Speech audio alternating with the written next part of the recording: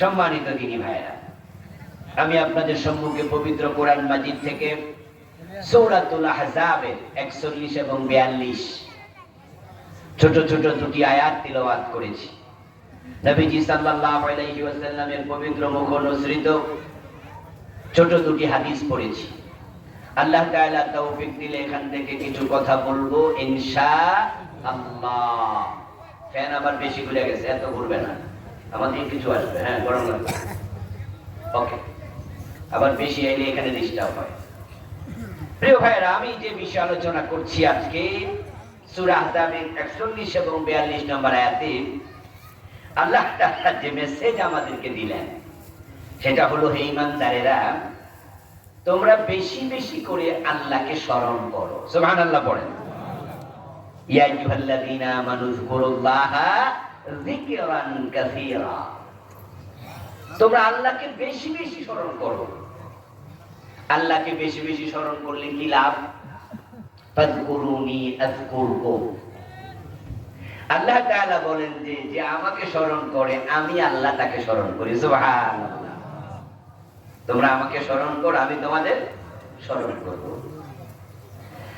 আমরা যদি আল্লাহর স্মরণে থাকি, মাল্লাহুল মাওলা ফালাহুল কুল।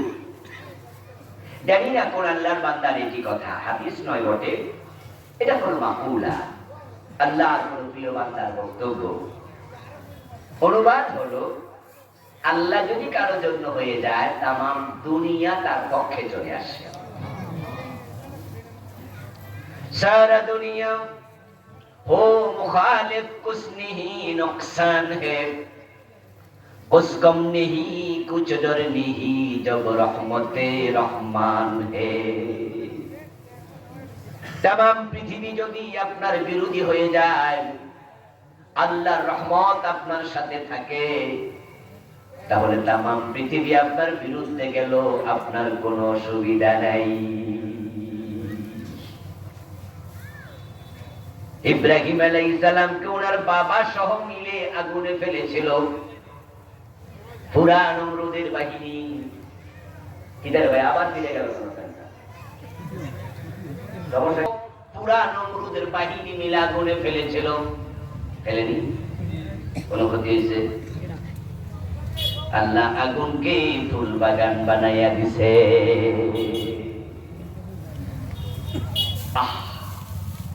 আল্লাহর মতো পাওয়ার কারণ নাই। ইউনূস নবী মাছের পেটে ছিলেন 40 দিন। কয়দিন? মাছ পানির উপরে থাকে না নিচে? তা আমরা ডুব দিয়া কয় মিনিট থাকতে পারি? আমাদের নিঃশ্বাস বন্ধ হয়ে যায়। মাছ তো পানির নিচে ছিল, মাছের পেটে 40 দিন ছিলেন, ওনার নিঃশ্বাসের ব্যবস্থা করছেন কে? আযকুরুল্লাহ যিকরান কাসীরা। আল্লাহকে ডাকো।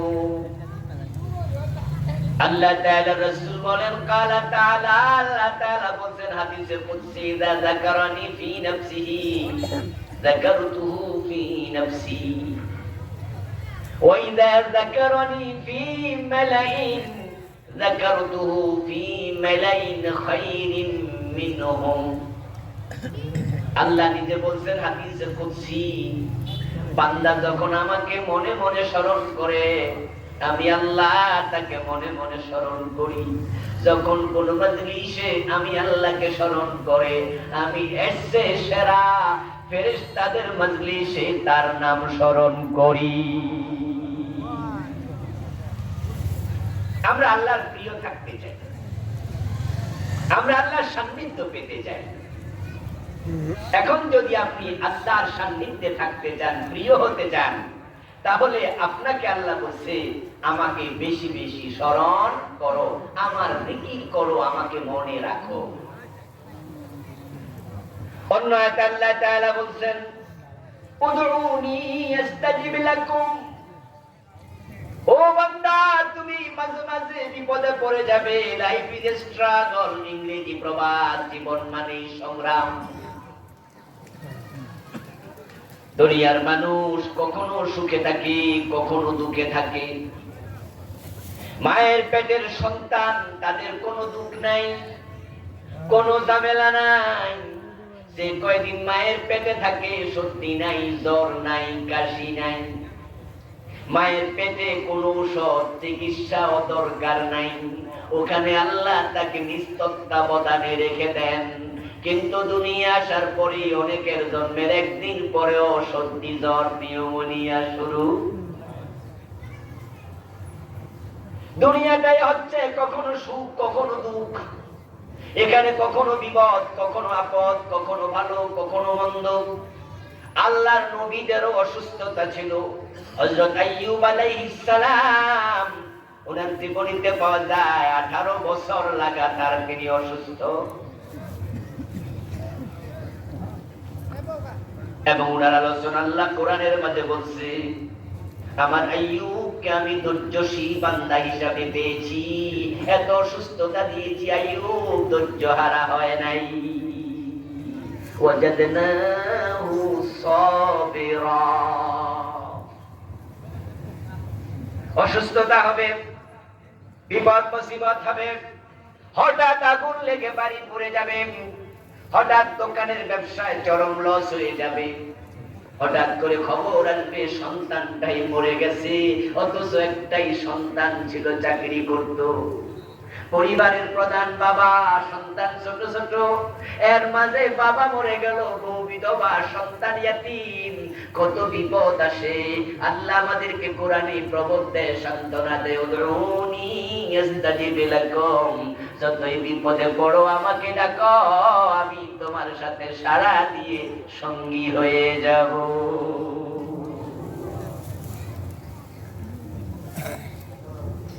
একজন মুমিনের সাথে আল্লাহর সম্পর্ক যত বেশি হবে, ওই মুমিন দুনিয়াতে তত ভালো থাকবে। আরে আল্লাহ, এত ঝামেলা করলে তোমার সাথে হবে না। ইল্লাল্লাহ, লা ইলাহা ইল্লাল্লাহ, লা ইলাহা ইল্লাল্লাহ মুহাম্মাদুর রাসূলুল্লাহ। দুনিয়া হচ্ছে এমন একটা জায়গা, এখানে কেউ সব দিন ভালো থাকতে পারবে না। নবী মুহাম্মদ সাল্লাল্লাহু আলাইহি ওয়াসাল্লামের মতো আল্লাহর এত বড় নবী, উনিও ওনার বাহনের পিঠ থেকে পইরা একদিন ওনার ঠ্যাং মস্তি গেছে, পা মস্তি গেছে। উনি কয়েকদিন লাগাতার বৈশা বৈশা নামাজ পড়ছে, খাড়াইয়া নামাজ পড়ার মতো অবস্থা পায়ের আর ছিল না। দুনিয়া এমন একটা আশ্চর্য জায়গা, এখানে কাউকে আল্লাহ সব দিন ভালো রাখে না। কারণ মানুষ যদি সব সময় ভালো থাকতো, তাহলে সে হয়তো আল্লাহকে ভুলেই। এই বিপদটাও নিয়ামত। মানুষের যখন বিপদ আসে, তখন সে আল্লাহকে সবচেয়ে বেশি স্মরণ করে। আর বেনামাজি পর্যন্ত বিপদে পড়লে আল্লাহরে ডাকে।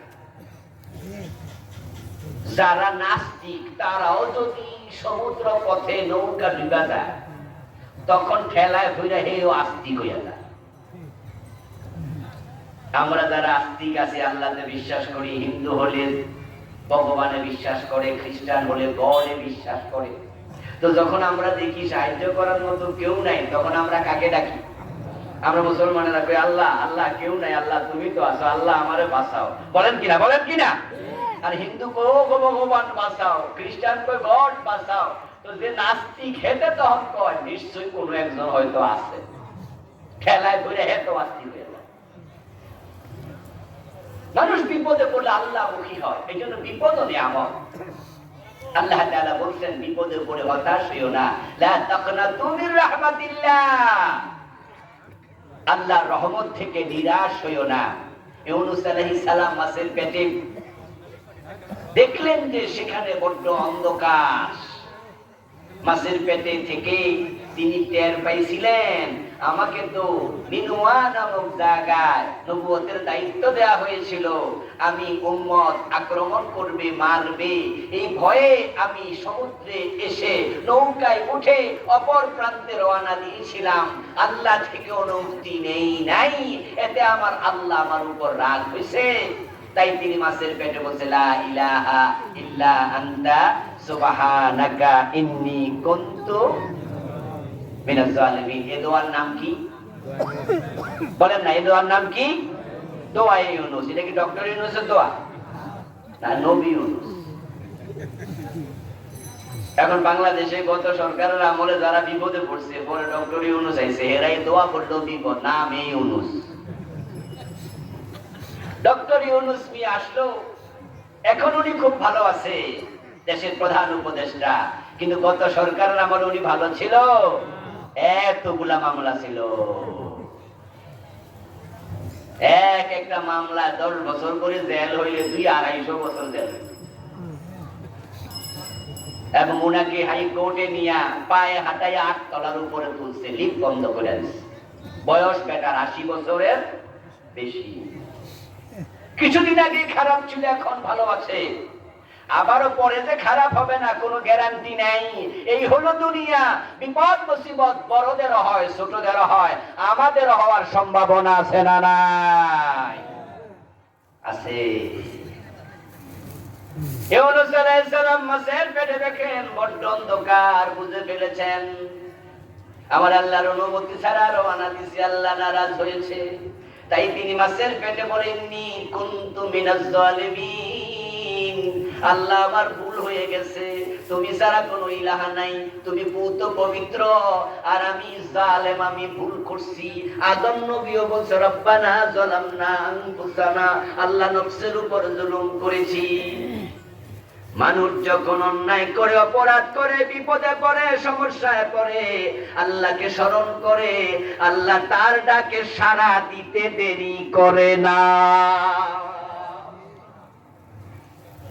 আল্লাহ ইউনূস আলাইহিস সালামকে মাছের পেট থেকে বের করে দিলেন।